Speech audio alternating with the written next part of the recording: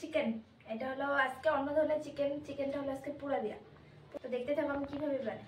আদা রসুন পেস্ট সব দিয়ে আছে, বিলাহিও দিয়ে আছে এখানে।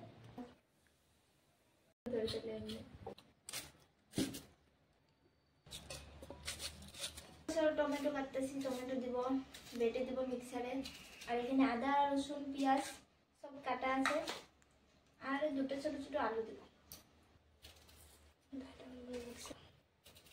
টমেটো দিয়ে দিয়েছি একটা, এখানে দিয়ে দেবো কাঁচামরিচ, রসুন, আদা আর পেঁয়াজ।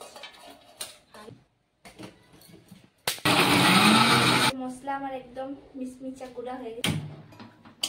দিয়ে দেবো তেল, পুরনে গোটা জিরে,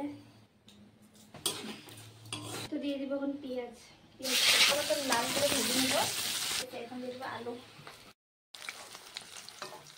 আদা রসুন বাটা সব, এখানে বিলাহি আর টমেটো বাটা আছে। মশলাটাকে ভালোভাবে ভেজে নেব।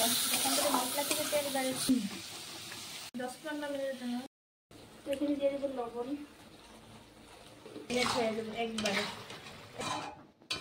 দেখতে পাচ্ছ কতটুকু মাংস পুরো তেল বেড়ে গেছে, মাংস পুরো খুব ভালো করে মাংস ফ্রাই হয়ে গেছে। এখানে অল্প জল দিয়ে দিয়েছে।